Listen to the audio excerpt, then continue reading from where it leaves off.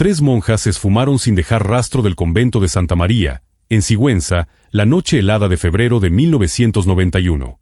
Durante años, la comunidad buscó respuestas, golpeando puertas, revisando campos, interrogando silencios.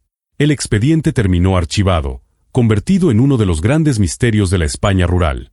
32 años después, en plena renovación de la vieja biblioteca, un albañil halló un diario oculto tras un tabique falso. Lo que cuentan esas páginas amarillentas no solo explica la desaparición de las hermanas, destapa un secreto tan oscuro que muchos en la ciudad medieval habrían preferido sepultar para siempre. Una verdad guardada más de 3 décadas está a punto de cambiar para siempre lo que creíamos saber de aquella noche invernal. El cuaderno no era grande ni llamativo, tapas de cartón forrado, esquinas gastadas, olor a humedad que se quedaba pegado en la garganta. En la primera hoja había una fecha, 3 de enero de 1991, y una letra temblorosa que no correspondía a una novicia. Entre líneas aparecían oraciones tachadas, pequeños símbolos y citas bíblicas subrayadas con fuerza. Algunas páginas tenían manchas oscuras, quizás cera o algo peor. Lo más inquietante eran varias entradas escritas a deshoras, con referencias al campanario y al sótano. Quien escribió sabía que era peligroso, por eso escondió el diario detrás de un muro falso. Sigüenza, pequeña ciudad medieval de la provincia de Guadalajara, era entonces, como ahora, un sitio donde el tiempo parecía andar con paso corto. Con poco más de 5.000 habitantes, sus calles empedradas, la imponente catedral románica y los edificios de piedra caliza daban la sensación de estar suspendidos en otra época. El frío castellano se metía hasta los huesos, y las nieblas de la mañana envolvían la ciudad con un halo misterioso que contrastaba con la calidez de su gente. En Sigüenza, los inviernos enseñaban paciencia. Los niños aprendían a caminar sobre piedra resbalosa, los viejos sabían leer el cielo como si fuera un libro antiguo.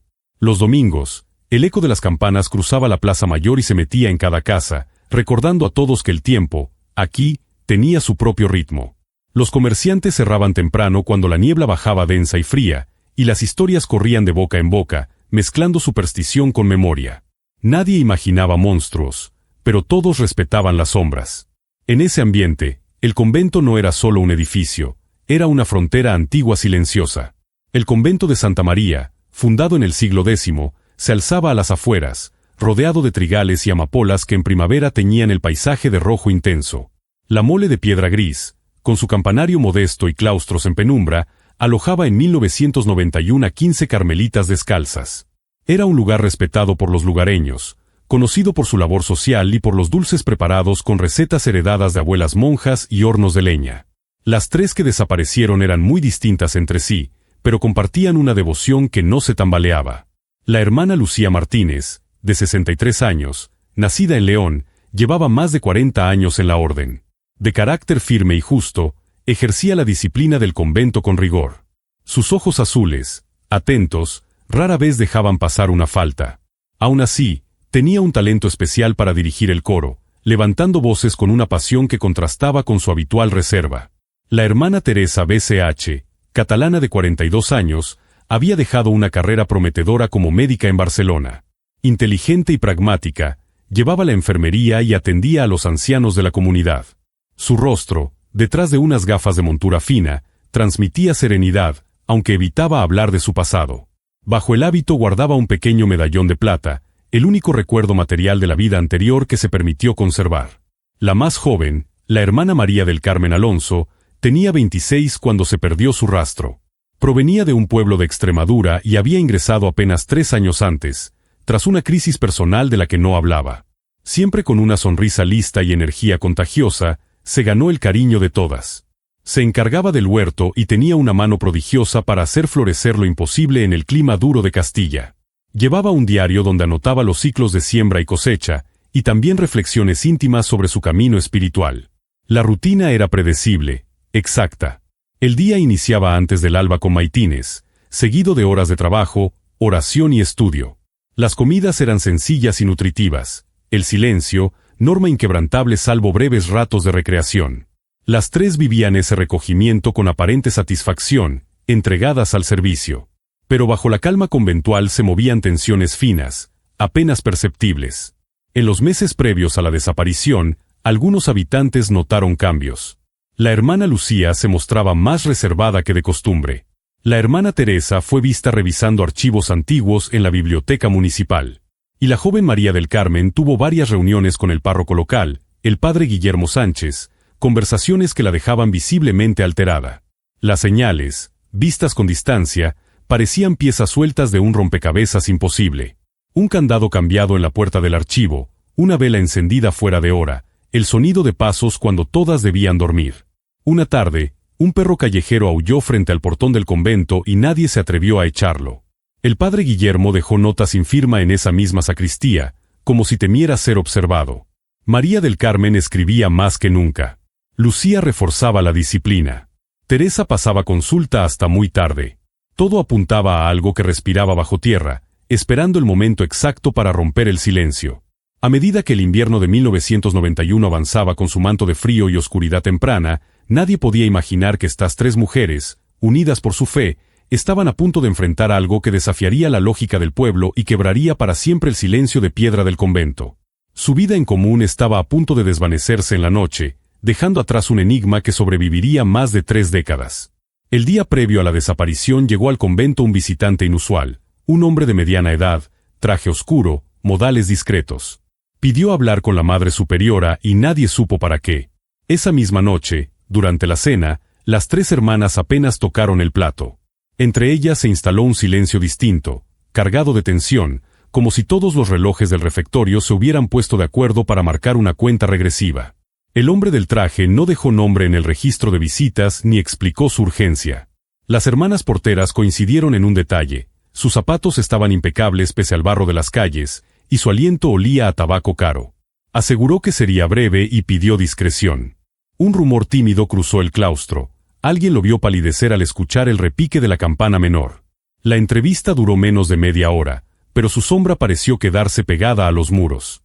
Al despedirse, miró hacia el campanario como si midiera distancias, como si confirmara una ruta de escape. El 18 de febrero de 1991 amaneció excepcionalmente frío en Sigüenza. Una capa fina de escarcha cubría los campos, y los tejados del convento brillaban bajo la luz pálida. Para Lucía, Teresa y María del Carmen, aquel lunes empezó como cualquier otro, a las 5, maitines. Sus voces se mezclaron en la capilla aún a oscuras, iluminada por velas y un rayo de luna filtrado por el rosetón. Sor Lucía dirigió el coro con precisión, aunque Sor Catalina, la organista, notó un temblor leve en su voz, un titubeo extraño en quien rara vez perdía el pulso. Tras un desayuno austero, pan recién horneado y café con leche, cada una tomó sus tareas. Sor Lucía se encerró en el archivo, donde llevaba semanas catalogando manuscritos antiguos. Sor Teresa pasó la mañana en la enfermería, preparando infusiones para una hermana mayor con artritis. María del Carmen trabajó en el huerto pese al frío, cubriendo con cuidado las plantas más delicadas contra la helada nocturna. A media mañana, el cartero entregó un sobrecertificado para Sor Lucía. Inés Gómez, la novicia que recibió la correspondencia, recordaría el cambio en el rostro de la veterana al ver el remitente. Aquella carta era de papel grueso, con un sello que nadie reconoció y tinta que había sangrado levemente por la humedad. Inés juraría que, por un instante, leyó Madrid en el matasellos. Otros aseguraron haber visto un escudo diminuto, tal vez de una institución.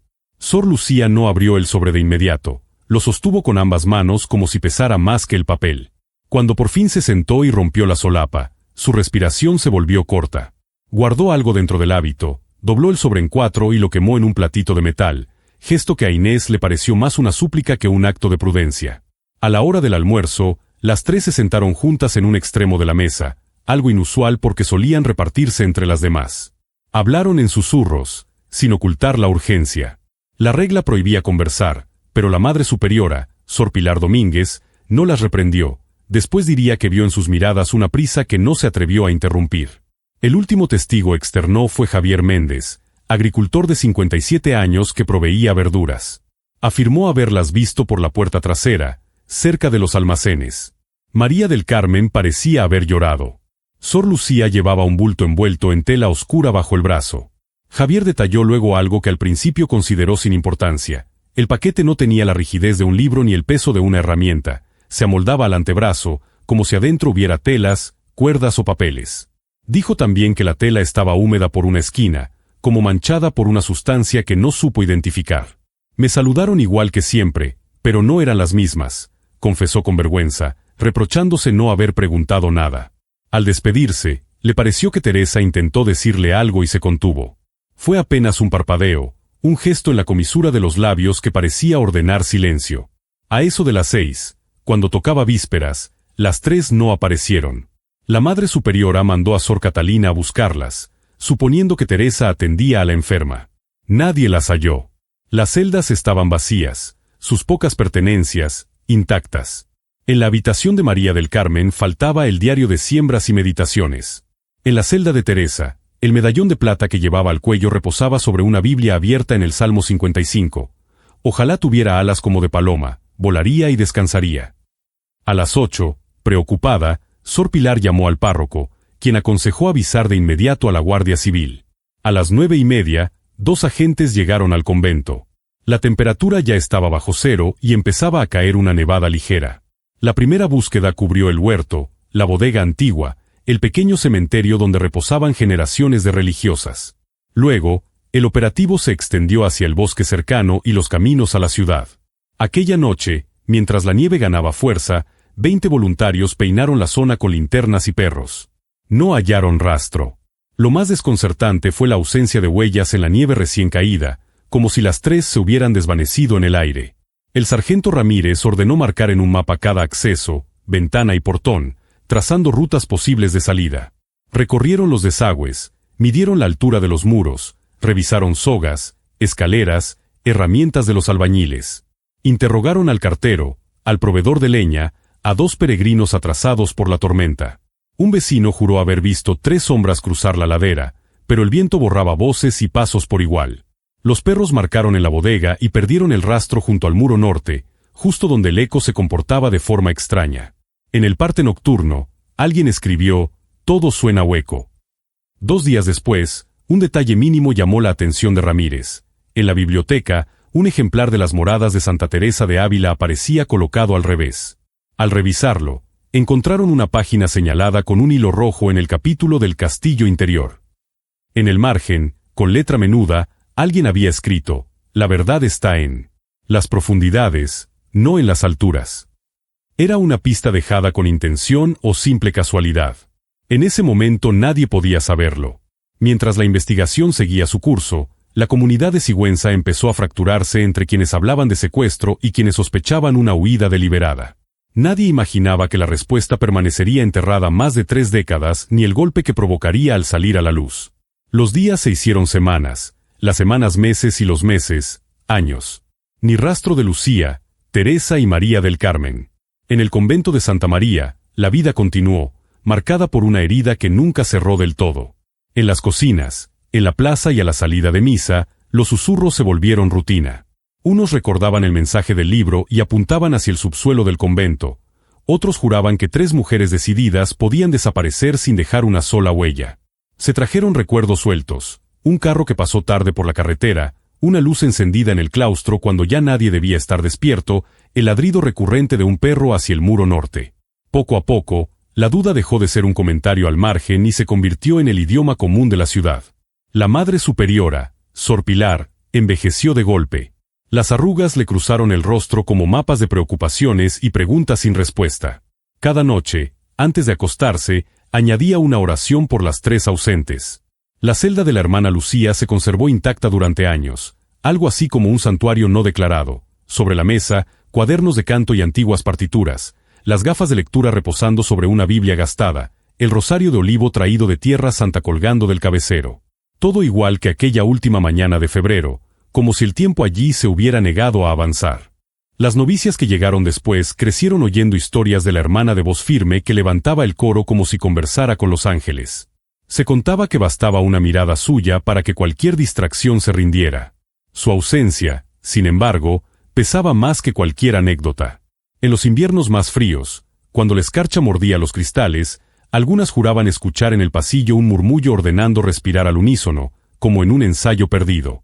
Nadie se atrevía a confirmar nada, pero todas sabían que el hueco de Lucía seguía presente, disciplinado y silencioso. La falta de Teresa golpeó con fuerza a los ancianos de Sigüenza que dependían de su pericia y de su trato compasivo. Doña Remedios López, que en 1991 tenía 82 años, Guardó hasta su muerte una pequeña botella del bálsamo que ella le preparó para el reuma. No volvió a funcionar igual el que me dieron después, repetía. El de la hermana Teresa llevaba algo especial, llevaba cariño. Aquellas manos que curaban con paciencia, que preguntaban antes de recetar, se volvieron leyenda. En cada receta improvisada, en cada tisana mal hecha, se notaba el vacío que dejó su bata ausente. Una vez, en pleno enero, Teresa pasó la tarde en casa de don Hilario, un ferroviario retirado con tos crónica.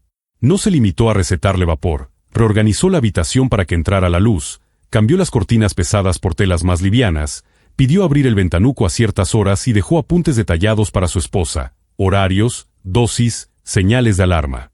No solo alivió la tos, contaría después la familia, nos devolvió la calma. Ese modo de estar, atento y meticuloso, dejó huellas discretas por toda la ciudad. Cuando desapareció, Sigüenza no perdió solo a una enfermera, perdió una forma de cuidado. El vacío más punzante fue el de María del Carmen. Su huerto, antes oasis de vida, se marchitó con el tiempo bajo manos menos diestras. Las variedades raras que había logrado aclimatar no sobrevivieron al segundo invierno tras su desaparición. Era como si la tierra, privada de su mirada constante, hubiera decidido rendirse. Donde antes había colores improbables, quedó una mezcla de marrones y hojas quebradizas. Algunas tardes, las novicias se acercaban a las parras secas y le hablaban en voz baja, como si aquella joven de sonrisa pronta pudiera escucharlas. El viento, algunas veces, parecía contestar con un roce mínimo. Fuera de los muros, la ciudad cambió. El misterio atrajo primero a periodistas nacionales y a algunos extranjeros. Por semanas, cámaras y fotógrafos invadieron las calles medievales. El bar Castilla, frente a la catedral, jamás tuvo tantos clientes como en esos meses del 91. Su dueño, Anselmo, incluso ideó un menú de las hermanas, un plato combinado que se volvió macabra curiosidad. Luego, el interés se diluyó. La guerra del Golfo ocupó pantallas. Barcelona se preparaba para 1992, llegó Maastricht. El caso quedó relegado a notas sueltas en revistas de enigmas o a programas nocturnos que coqueteaban con lo inexplicable. Una madrugada, una productora de televisión encendió reflectores en la plaza para grabar una recreación. Llevaban guión, humo artificial y una actriz con hábito. El frío rajaba la cara, pero ellos insistieron en repetir tomas. En el bar, algunos vecinos se marcharon indignados, otros se quedaron mirando con curiosidad culpable. Al día siguiente, la comunidad religiosa cerró el portón un poco antes de lo habitual. El padre Guillermo habló de prudencia desde el púlpito y pidió no confundir fe con espectáculo. El episodio dejó un sabor amargo, la historia ajena comenzaba a sentirse como mercancía. Las familias fueron quienes más cargaron el peso del silencio. Los padres de María del Carmen, Antonio y Mercedes Alonso, agricultores de un pueblo extremeño, viajaban cada aniversario. Siempre la misma pensión modesta cerca de la estación, siempre el mismo banco frente al convento, esperando una aparición imposible. Mercedes murió en 2005 sin soltar la esperanza. Antonio continuó hasta 2010, cuando la salud lo obligó a quedarse en casa. El hermano de Teresa, Gabriel Bosch, abogado en Barcelona, tomó otra ruta, contrató detectives, ofreció recompensas, presionó a políticos y viajó a Roma para pedir la intervención del Vaticano. La obsesión de Gabriel le costó el matrimonio. Sus hijos crecieron con la sombra de una tía a la que conocían solo por fotos y por relatos cada vez más fervorosos.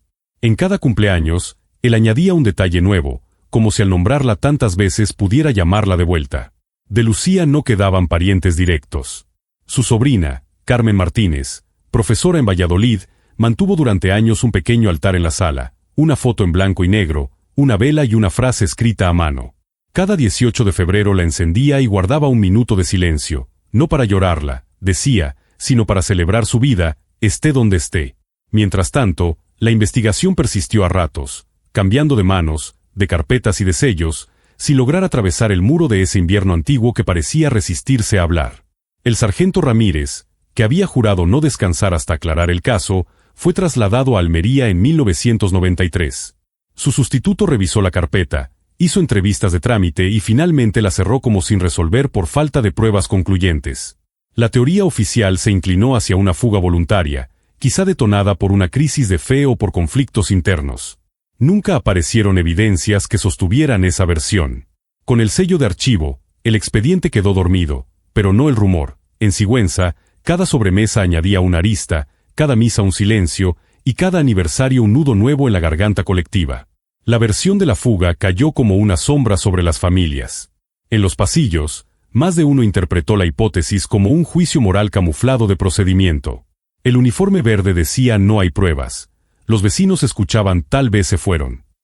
En la escuela, los niños preguntaban si una monja podía cansarse de rezar y desaparecer sin más.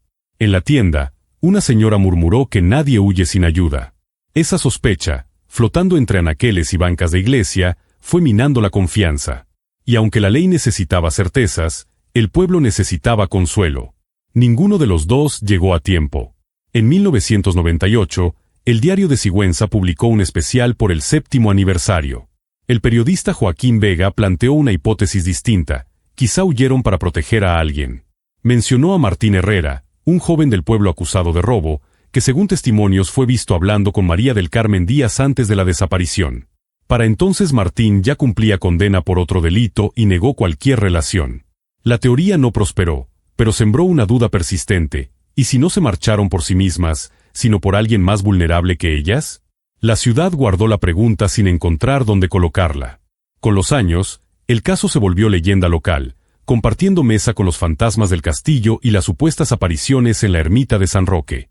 Los niños crecieron con historias cada vez más fantásticas, y el bosque junto al convento se convirtió en territorio que mejor evitar al anochecer. Había quien juraba escuchar 3 pasos acompasados en la cuesta de la muralla, había quien aseguraba ver un bulto oscuro junto al portón norte. Entre medias, la vida siguió su curso, más cansada, más breve, con el misterio instalado como un huésped que nadie invitó y nadie sabe echar. Cuando el relato se volvió costumbre, el miedo cambió de forma. Se volvió prudencia, cerrar antes, mirar 2 veces la cerradura, no tomar atajos entre los matorrales. Los adolescentes, desafiantes, se apostaban detrás del cementerio para contar hasta 100 con los ojos cerrados. Algunos regresaban pálidos y sin ganas de bromear. En las noches de aire limpio, el convento parecía respirar, como si el muro guardara un corazón ajeno. Y en la feria de agosto, entre churros y rifas, aparecían estampitas apócrifas prometiendo protección a cambio de una vela. Nadie las compraba, pero todos las miraban con un respeto raro. En 2015, una chispa de esperanza encendió la ciudad. En un mercado de Quito, Ecuador, fotografiaron a una mujer mayor increíblemente parecida a Sor Lucía. Gabriel Bosch, hermano de Teresa, voló de inmediato. La mujer resultó ser una misionera española de otra orden, radicada en Ecuador desde los 70. La decepción fue tan brutal que Gabriel sufrió un infarto menor y pasó 2 semanas hospitalizado en Quito. Volvió más delgado, con la voz baja y un maletín repleto de papeles inútiles. La ciudad lo recibió con palmadas discretas y una resignación nueva. A veces, la esperanza también duele. El convento siguió recibiendo vocaciones, pero nunca recuperó el prestigio y la vitalidad de antaño. Sigüenza, como tantas zonas rurales, se fue quedando sin jóvenes, las tiendas cerraron, el patrimonio se deterioró a falta de fondos. Solo un hombre mantuvo viva la investigación: Agustín Torres, guardia civil de 24 años en 1991, que participó en la primera batida. Jubilado de forma anticipada en 2018 por problemas de salud, dedicó sus días a recopilar testimonios, a revisar papeles que olían a humedad y a café rancio. Pocos le creían. Nadie imaginaba que estaría presente cuando, 32 años después, algo por fin hablaría. Una tarde lluviosa de marzo de 2023, el teléfono de Agustín sonó con insistencia. Al otro lado estaba Manuel Durán, albañil contratado para la renovación del ala este del convento. Dijo que había encontrado algo raro detrás de una pared falsa en la antigua biblioteca. El 23 de marzo, con el sol de primavera calentando por fin los campos, Manuel, 42 años, manos firmes y 20 de experiencia en restauración, estaba retirando paneles de madera envejecida cuando notó un sonido hueco. Golpeó otra vez. El eco le respondió desde adentro. Con cuidado, descubrió una cavidad de apenas 30 centímetros, sellada y escondida a conciencia. Dentro, protegido por tela encerada, había un paquete rectangular. Manuel lo tomó con respeto y un nervio que no le conocía. Al desenvolverlo, apareció un cuaderno de tapas de cuero marrón y hojas amarillentas por el tiempo. En la primera página, una caligrafía cuidada: propiedad de María del Carmen Alonso, sierva de Dios y de la verdad. 1990-1991. El polvo de yeso flotaba en la luz que entraba por la ventana angosta. Manuel se quedó inmóvil. Conocía la historia, como todos, pero nunca imaginó sostener un pedazo vivo de ella. Cerró el cuaderno, respiró hondo y buscó su teléfono. El silencio de la biblioteca parecía más pesado que los muros. Manuel apoyó el diario sobre una mesa coja y dejó que sus dedos leyeran la piel del cuero, curtida, tibia, con la esquina superior derecha más gastada que el resto. Pensó en llevárselo a casa para leerlo con calma, luego se reprendió. Aquello no era suyo, y quizá tampoco del convento, sino de la verdad que llevaba décadas pidiendo voz. Volvió a abrir la portada, alcanzó a distinguir 3 nombres subrayados y sintió un escalofrío limpio, sin superstición. Marcó el número de Agustín Torres y dijo sin rodeos: «Tiene que venir ahora». Siempre había sido eso, una historia, una leyenda local como tantas. Ahora, entre sus manos, Manuel sostenía algo que convertía el mito en materia. El diario pesaba como si dentro llevara piedras. Su primer impulso fue llamar a la Madre Superiora actual, pero algo lo frenó. Un nombre le vino a la cabeza: Agustín Torres, el exguardia civil obsesionado con el caso. Manuel y Agustín no eran amigos, apenas se cruzaban en el bar Castilla. Pero en Sigüenza todos sabían de la tosudez de Agustín. Con el cuaderno guardado en la mochila, pidió un descanso, salió del convento y marcó su número. 45 minutos después, el diario reposaba sobre la mesa de la cocina de Agustín como una bomba a punto de explotar. «Deberíamos entregarlo a las autoridades», dijo Manuel, con la mirada clavada en el cuero envejecido.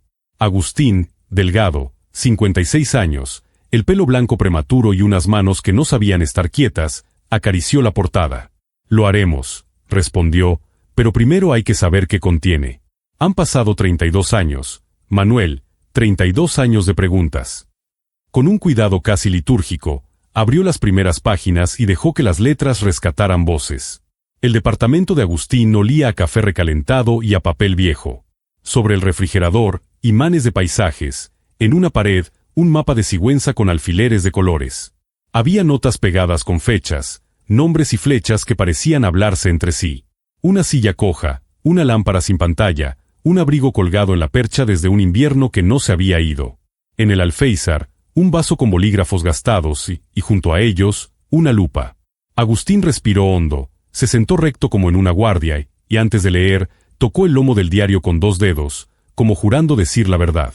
Las primeras entradas eran rutinarias, labores del huerto, el clima, meditaciones íntimas. La letra de María del Carmen, clara, disciplinada. Pero en noviembre de 1990 el tono se quebró.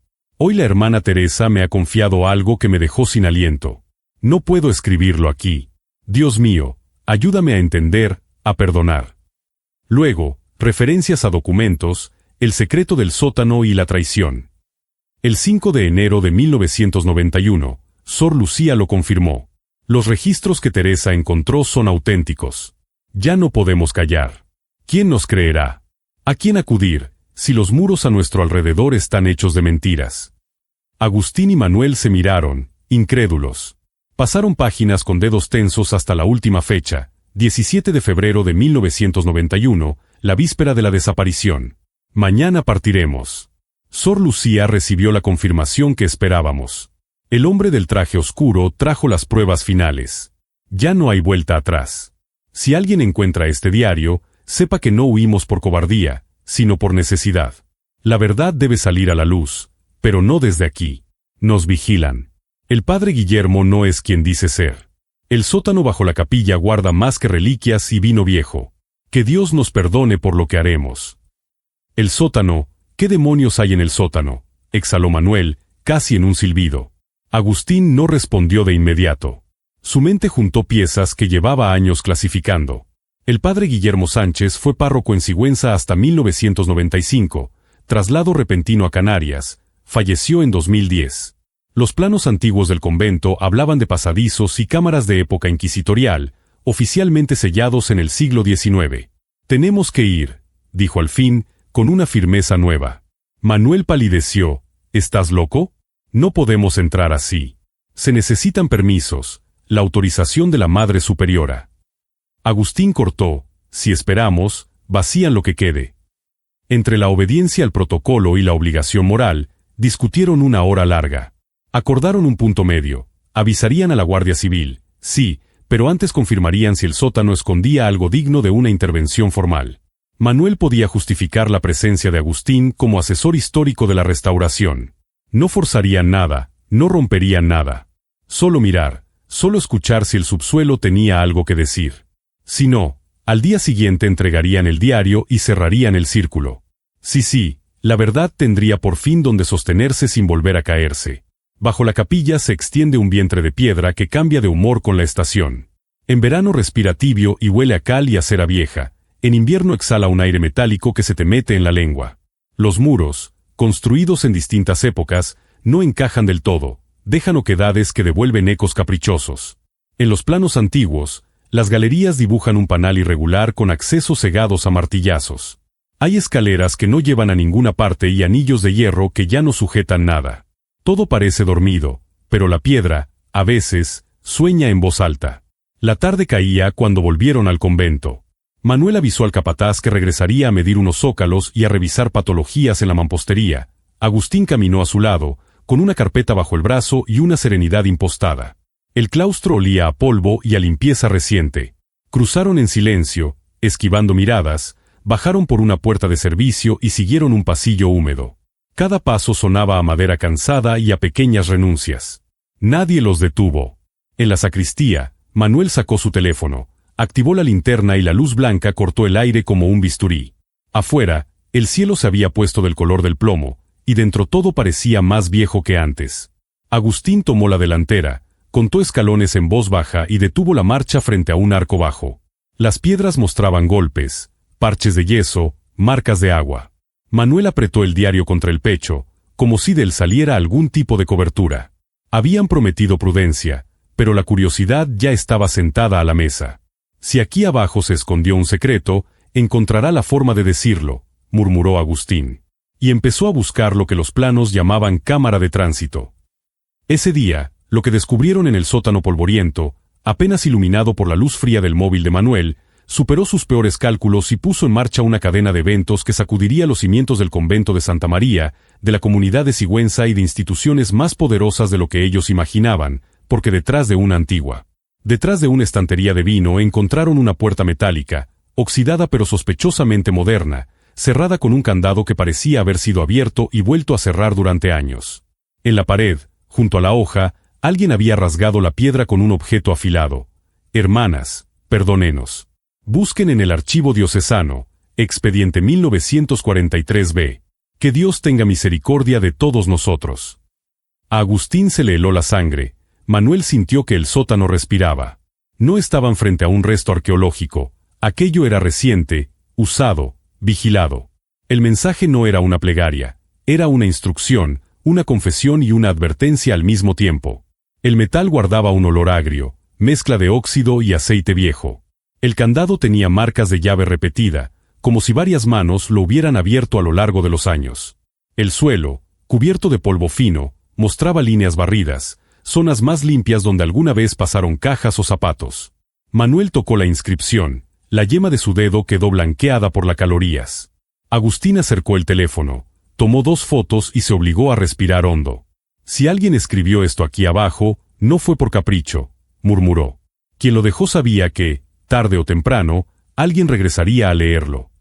Conscientes de la gravedad, llamaron al teniente Rodrigo Vega, guardia civil de Guadalajara, meticuloso, 38 años, curtido en casos donde las piezas no encajan.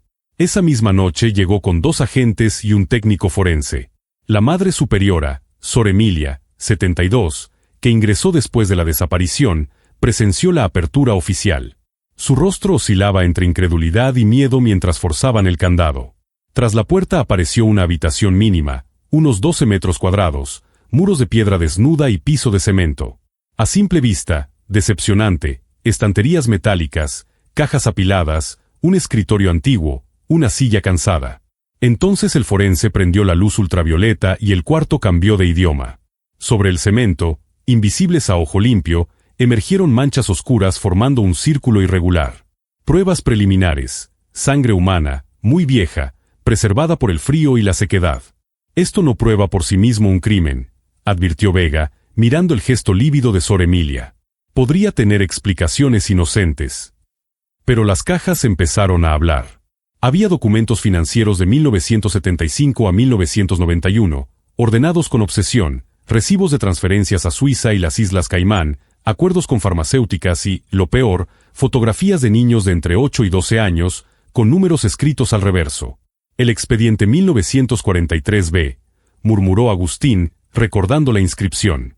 Sea lo que sea, parece el centro del rompecabezas. Vega asintió.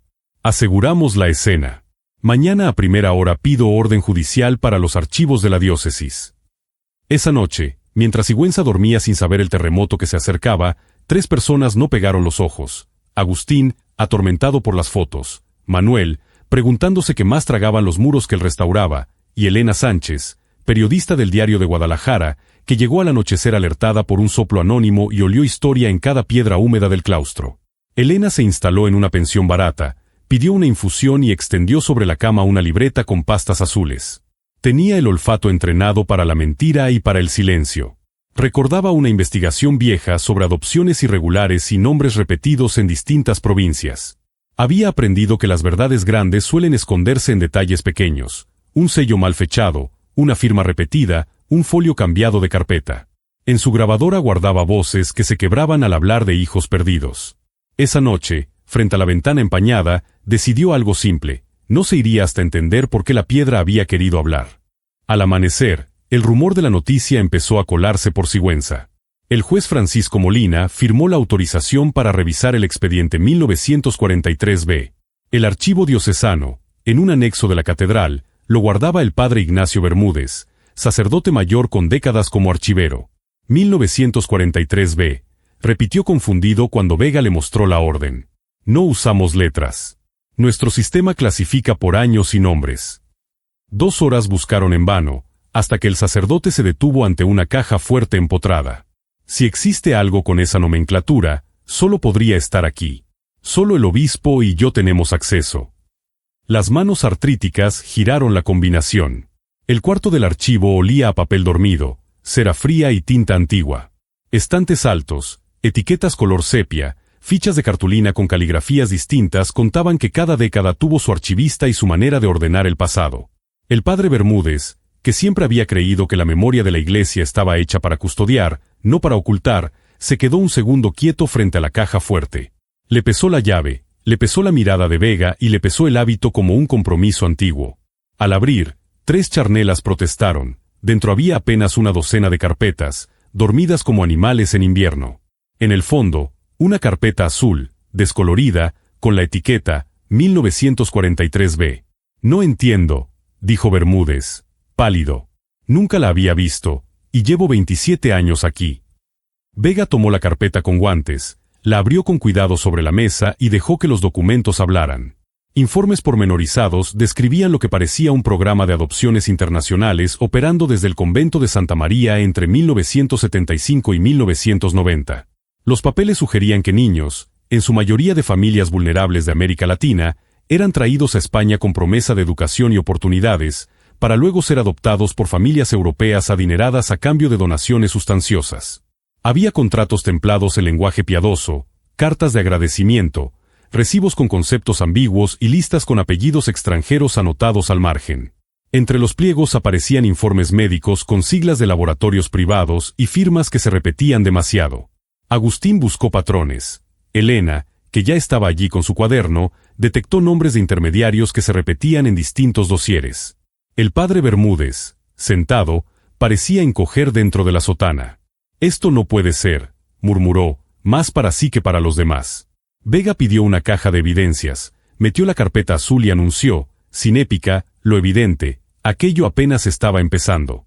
Una carta particularmente reveladora, firmada por el entonces obispo de Sigüenza, Guadalajara, Monseñor Eduardo Valverde, fallecido en 2005, autorizaba al padre Guillermo Sánchez a continuar con la obra benéfica, manteniendo la discreción habitual y los canales establecidos. La fecha, enero de 1987, caía justo cuando las adopciones internacionales comenzaban a regularse con más rigor en España. Lo que heló la estancia no fue solo esa bendición escrita. Un informe médico adjunto, rubricado en 1988 por la doctora Teresa B.C.H., 3 años antes de tomar los hábitos, detallaba irregularidades graves en el trato a los menores, sedaciones excesivas durante traslados y posibles casos de maltrato. Cerraba con una línea subrayada: No puedo seguir siendo cómplice. Mi conciencia no me lo permite. Dios santo, susurró el padre Bermúdez, empalideciendo mientras leía por encima del hombro del teniente. Esto no pudo ocurrir sin que alguien lo supiera. Alguien lo sabía, contestó Agustín, señalando una nota manuscrita anexada al informe, una hoja arrancada de cuaderno con membrete del convento y la caligrafía firme que ya identificaba como la de Sor Lucía. He confrontado al padre Guillermo con las pruebas reunidas por Teresa. Nos ha amenazado con denunciarnos por robo de documentos confidenciales. Temo por nuestra seguridad. María del Carmen halló algo en los registros antiguos del sótano que podría darnos protección, pero debemos actuar rápido. En ese instante sonó el teléfono del archivo. El padre Bermúdez atendió y su gesto cambió a alarma seca. La Guardia Civil acababa de hallar algo más en el convento.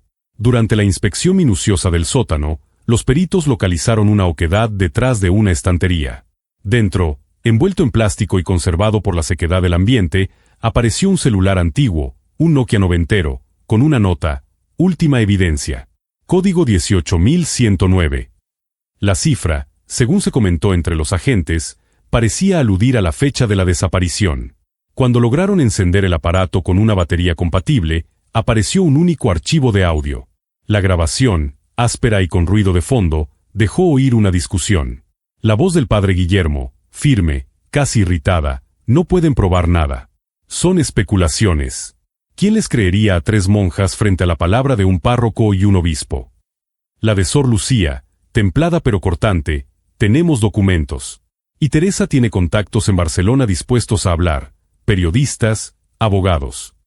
El sacerdote replicó, ¿y qué creen que pasará si esto sale? ¿Con ustedes? ¿Con el convento? ¿Con la iglesia? Piensen en el escándalo, en el daño a la fe.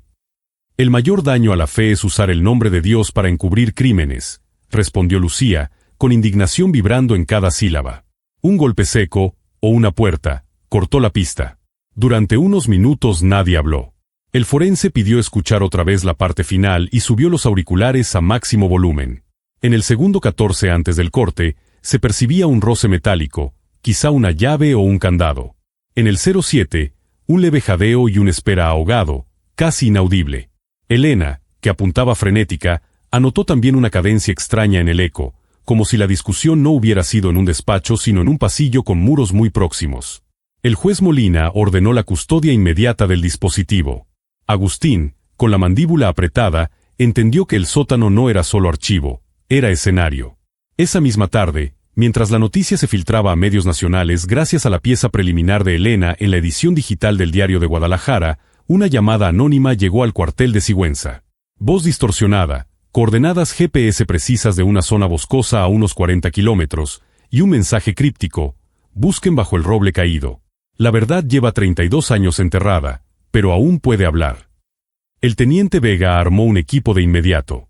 Agustín, autorizado como consultor civil por su conocimiento del caso, subió a uno de los todoterrenos con un presentimiento que le calaba los huesos. Estaban por asomarse a un abismo. Cuando los vehículos se internaron entre pinares y jaras, Agustín recordó una línea del diario de María del Carmen: la verdad debe salir a la luz, pero no podemos hacerlo desde aquí. Se preguntó si, aquella noche de 1991, las 3 intentaron llegar a ese mismo punto. Y temió la respuesta, que lo que aguardaba bajo el roble no fueran respuestas, sino 3 cuerpos que el tiempo había tratado con su brutal paciencia. El bosque, con su aliento a resina, parecía guardar un secreto que ya no quería cargar. El sol se iba, y la línea entre esperanza y pavor se afinó como una cuerda tensa. El amanecer del 26 de marzo de 2023 los encontró desplegados con la UCO, guiados por las coordenadas. Localizaron el roble caído, tumbado años atrás por un rayo. El tronco mostraba cicatrices negras como venas calcinadas. Bajo la supervisión del juez Molina, que acudió en persona por la sensibilidad del asunto, comenzaron la intervención. Se delimitaron cuadrantes, se tomaron fotografías, se recogieron muestras del suelo. Las palas tocaron tierra compacta con un ritmo que pronto se volvió respiración colectiva.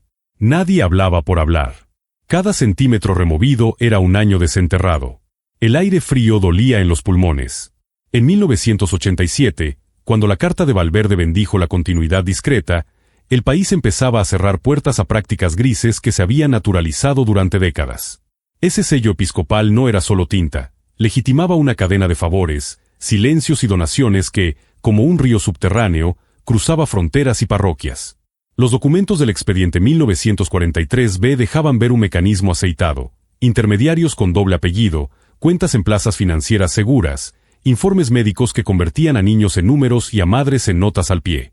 Lo más cruel no estaba en una foto o en una rúbrica, estaba en la normalidad con que todo parecía redactado. En el laboratorio improvisado del cuartel, la vieja pista de audio fue analizada como si fuese una reliquia. Los peritos filtraron frecuencias, aislaron ruidos, jugaron con el espectro hasta rescatar susurros y pasos.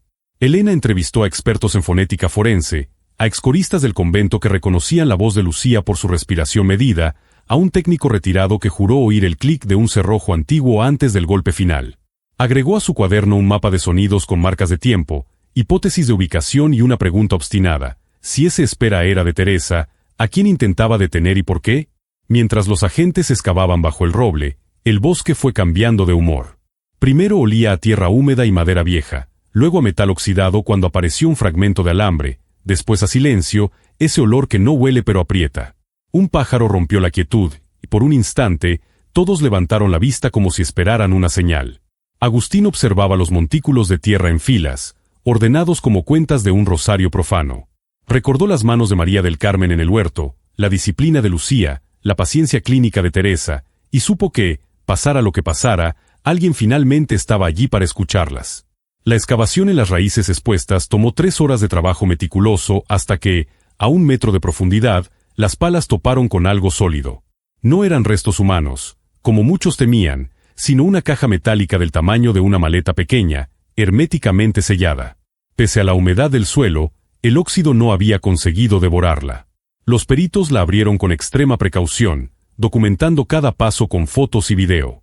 Dentro, protegido por plástico y tela encerada, aguardaba un tesoro documental, carpetas con informes detallados, fotografías, cintas de audio y disquetes de 3,5 pulgadas, etiquetados entre 1982 y 1991.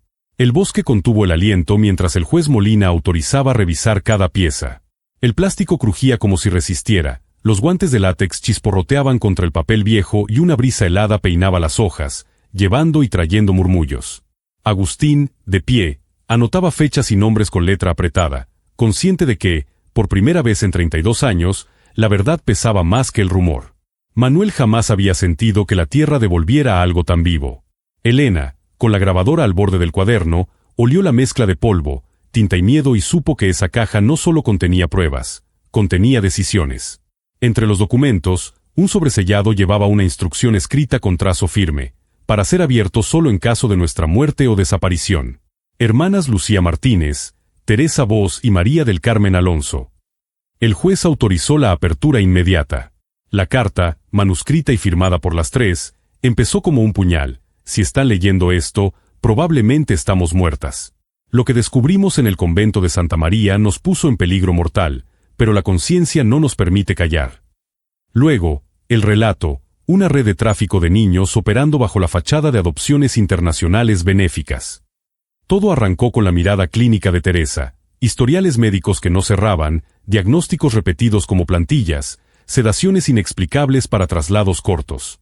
María del Carmen, encargada de ayudar en el cuidado, se ganó la confianza de los pequeños y registró conversaciones que helaban: niños con padres vivos en sus países de origen, escogidos en orfanatos como si fueran inventario, o directamente arrancados de sus casas con promesas falsas. Lucía, con su autoridad interna, se metió entre números y legajos, donaciones infladas en los libros, entradas reales muy por debajo, y un rastro de dinero que acababa en paraísos fiscales a nombre de fundaciones ligadas a figuras eclesiásticas de alto rango. La carta narraba el primer intento de confrontar a su superior local. Al principio, el padre Guillermo las calmó con promesas de revisar y poner orden.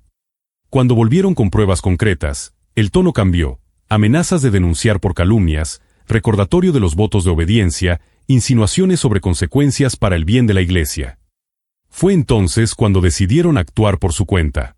Teresa contactó a antiguos colegas del hospital en Barcelona. Lucía aprovechó sus accesos administrativos para colarse en archivos restringidos, y María del Carmen, con su energía terca, se dedicó a documentar historias y tiempos con la precisión de un relojero. El punto de quiebre llegó con una conversación escuchada por casualidad, Guillermo y un visitante hablaron de expediente 1943B. Siguiendo la hebra, descubrieron que no era un año, sino un código de programa, Proyecto 1943B, nacido en la posguerra desde sectores ultraconservadores para reeducar a hijos de republicanos. Con el tiempo, mutó, se adaptó a nuevas coyunturas y oportunidades, extendiendo redes de intermediarios, casas de acogida y consultorios que blanqueaban papeles. Lo que en los 70 y 80 se presentaba como caridad, la carta lo describía como un engranaje aceitado que convertía biografías en mercancía y devociones en coartada. Febrero de 1991 trajo a un hombre que dijo ser periodista de investigación. Les mostró pruebas de que algunos niños adoptados no habían acabado en hogares, habían sido canalizados a redes internacionales de explotación. Había fotos, listados, cartas de recomendación que olían a dinero y a miedo, y recortes de prensa de países donde los nombres cambiaban como camaleones. El periodista, aseguraban, ya había sido amenazado. 2 días después, su coche se accidentó en una carretera secundaria. Las hermanas entendieron que el círculo se cerraba. Si alguien podía silenciarlo a él, a ellas les quedaba muy poco margen. Fue la primera noche sin rezos ni sueño. A partir de ese momento, la carta decía, dejaron de confiar incluso en los pasillos que pisaban. Había demasiadas miradas que ya no parecían hermanas, demasiadas visitas con excusas piadosas, demasiados candados que amanecían movidos. La policía local, cercana al párroco, no era opción. Empezaron a redactar copias, a dispersar pistas, a pasar notas en libros de coro y a esconder microfilm en sobres de hostia sin consagrar. Cada gesto era un riesgo. Cada nombre que escribían, un peso más en la balanza. Terquedad y fe, por una vez, caminaron juntas hacia la misma puerta, salir para poder hablar sin que el eco las delatara. El plan final era brutal y sencillo, fingir su desaparición, llevar consigo el grueso de las pruebas y entregarlas a medios y autoridades fuera de España. Prepararon esta caja como salvavidas, enterrándola la noche anterior a la fuga. Dejarían migas contadas en el convento para confundir a quien las persiguiera, y un mensaje claro para quien quisiera entender.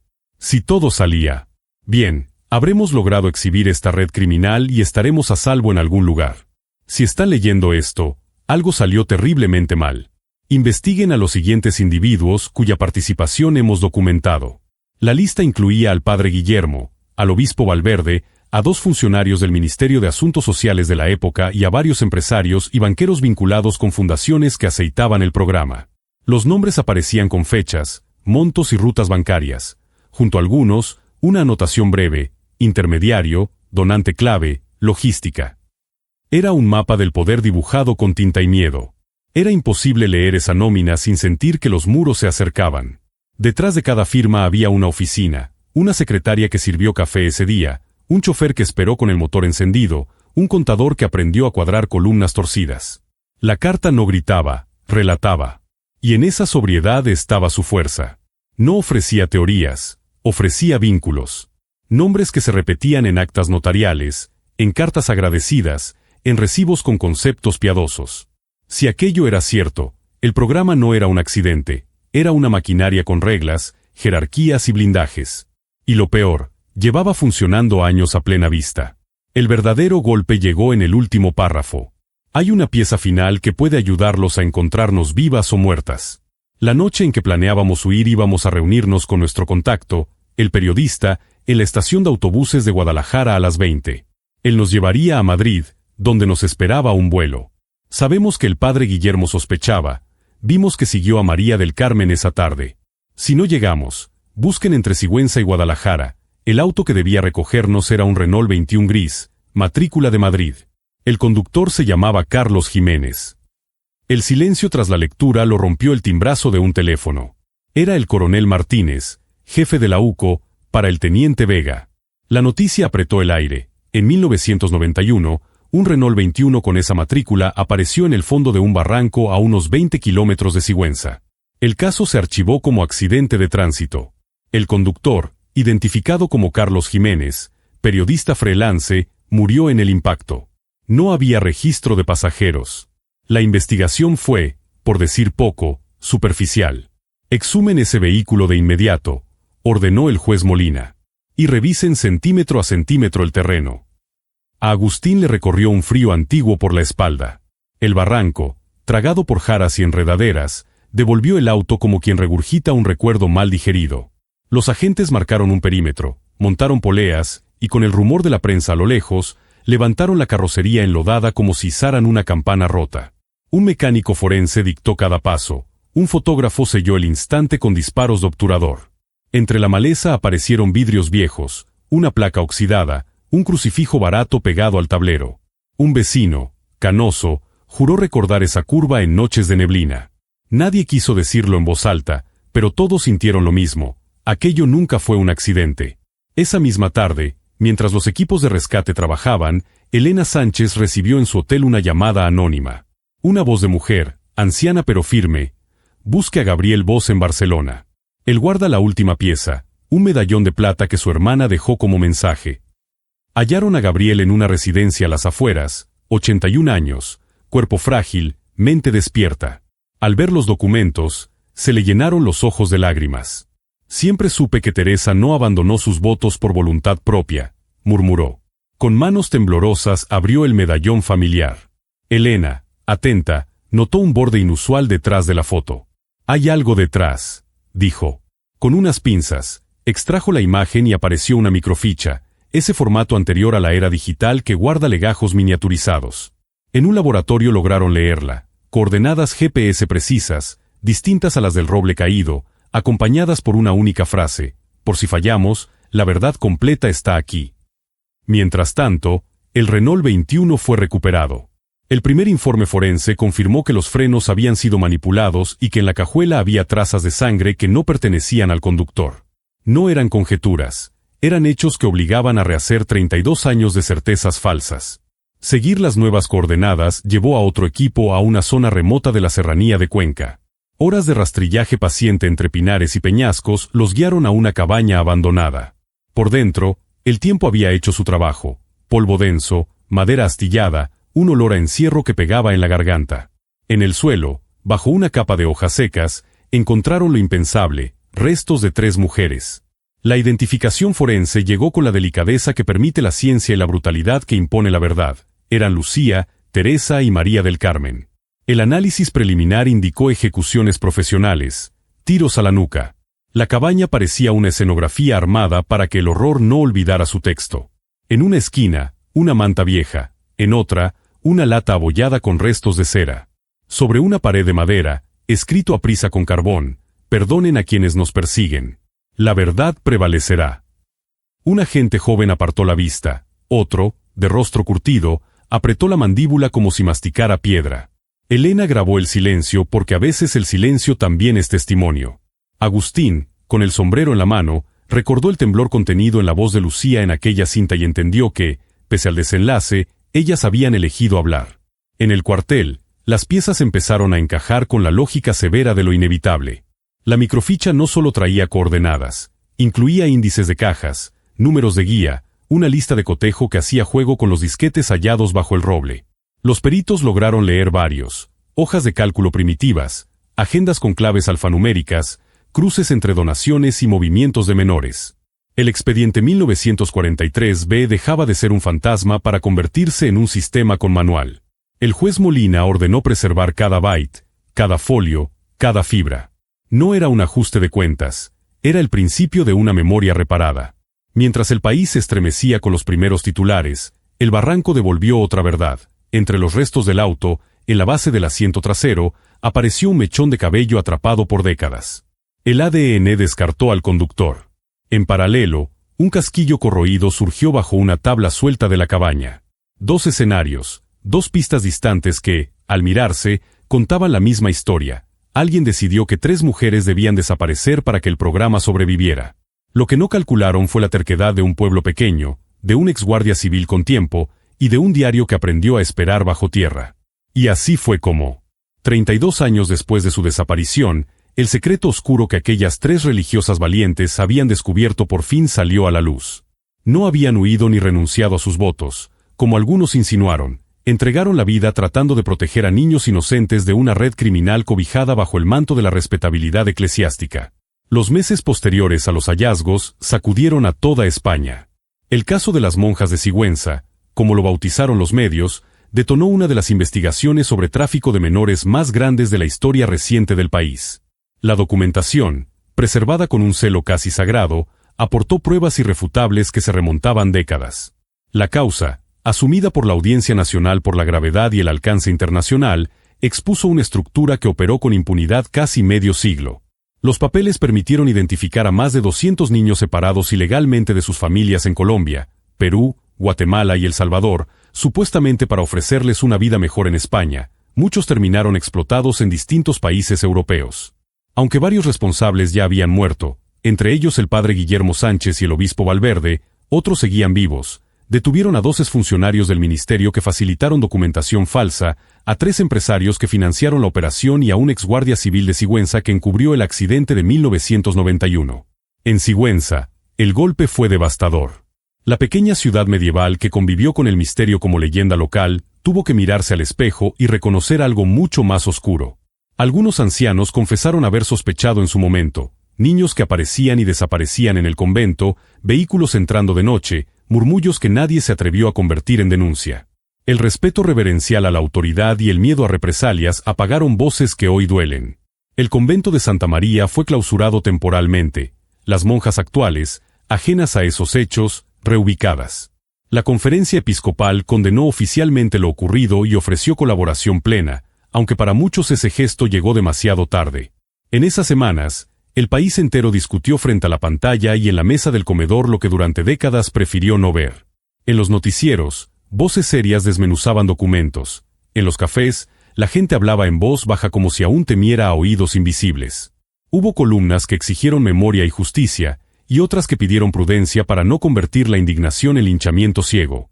Entre tanto ruido, la historia de 3 mujeres que se plantaron frente a un poder organizado se convirtió en una brújula ética. Los nombres propios dejaron de ser rumor y se volvieron responsabilidad. España, por momentos, respiró más hondo. Para las familias de las hermanas, la verdad trajo un cierre doloroso, pero también una reivindicación. Antonio Alonso, padre de María del Carmen, ya había fallecido. Su hermano Miguel pudo al fin conocer el destino de la sobrina. Siempre supe que era buena, dijo ante las cámaras con la voz quebrada. Hoy el mundo sabe que también fue una heroína. Gabriel Bos, que gastó su vida buscándola, por fin le dio entierro digno a Teresa en Barcelona.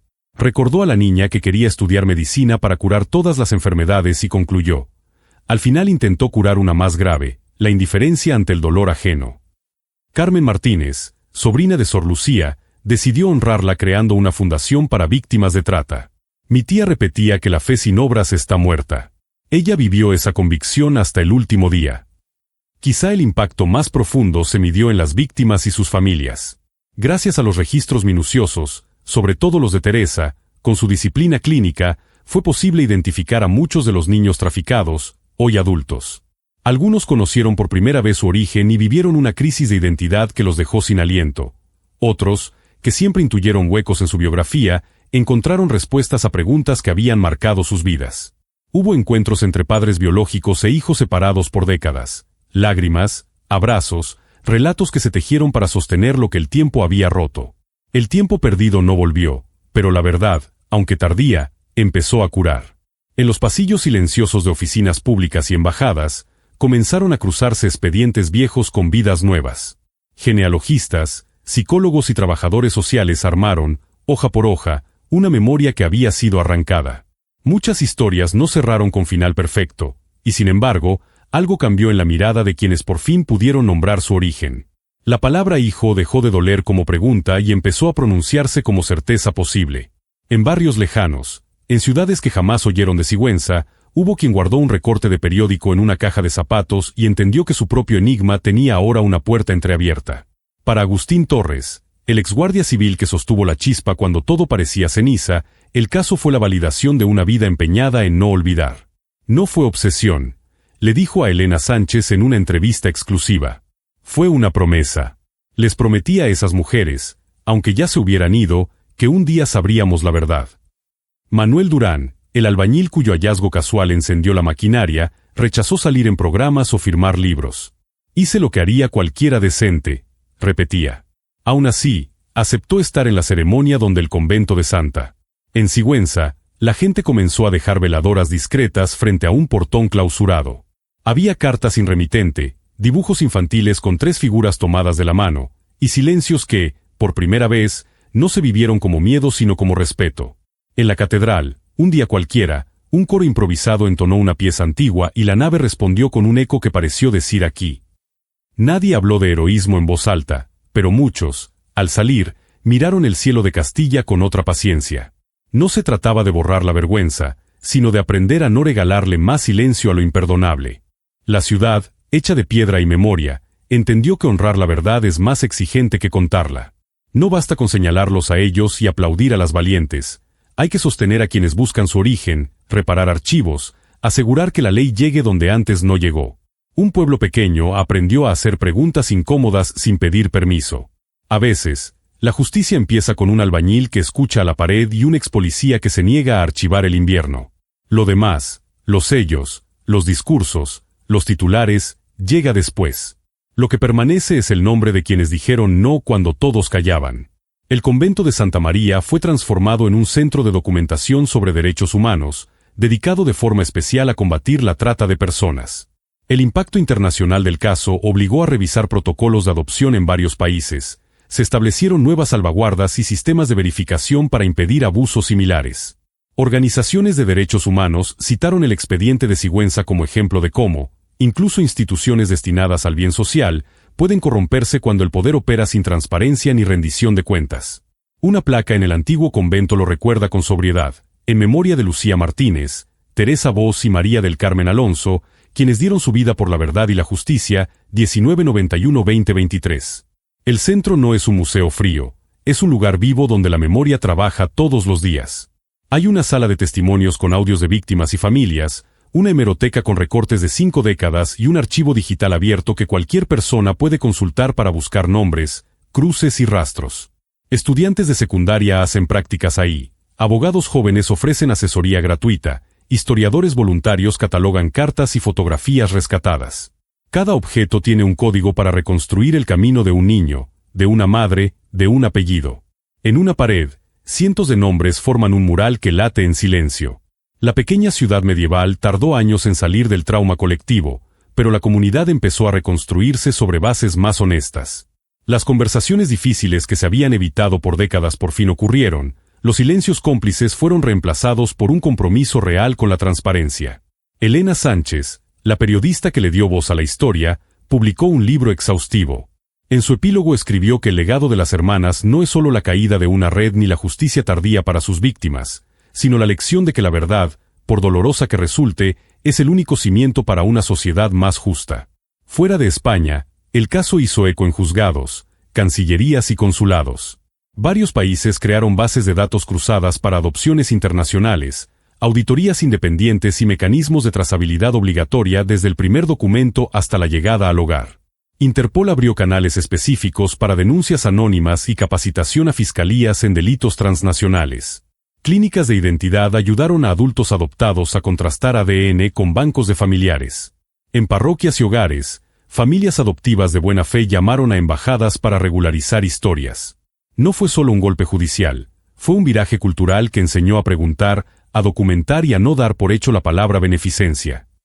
Cada 18 de febrero, aniversario de la desaparición, se realiza una vigilia en la Plaza Mayor. Asisten personas de todas las edades, muchas sin relación directa con lo ocurrido, con velas encendidas y un silencio que pesa y acompaña. No es únicamente un tributo a 3 mujeres valientes, es un recordatorio de que los secretos, por más hondo que se entierren, terminan encontrando camino hacia la luz. En la antigua biblioteca, hoy sala de exposición permanente, el diario de María del Carmen ocupa el centro, abierto en su última entrada. Si alguien encuentra este diario algún día, que sepa que no huimos por cobardía, sino por necesidad. La verdad debe salir a la luz. Al caer la tarde, la sala del diario se llena de un murmullo contenido, pasos suaves, hojas que se pasan con reverencia, respiraciones hondas. Un guía cuenta cómo se descifró la caligrafía, cómo se protegieron las pruebas, cómo se armó el mapa del 1943b. A veces entra gente que viajó desde lejos porque un apellido en una lista le saltó al corazón. A veces llegan niños con sus cuadernos de dibujo y dejan flores de papel. La última frase del cuaderno, escrita con trazo firme, parece hablarle a cada persona que la lee, no basta con indignarse, hay que sostener la verdad cuando tiembla. 32 años después, esa luz por fin brilló, iluminando rincones que muchos preferían mantener en sombras y recordando que la justicia, aunque tarde, no pierde su poder de sanar. El caso de las monjas de Sigüenza demostró que la verdad, incluso cuando permanece oculta durante décadas, siempre encuentra un resquicio para salir. ¿Tú cómo viviste esta historia? ¿Lograste anticipar el desenlace? Comparte tu opinión en los comentarios. Si este contenido te habló y quieres conocer más casos como este, suscríbete y activa las notificaciones. Deja tu like para apoyar el trabajo y compártelo con alguien a quien también le llegue esta historia.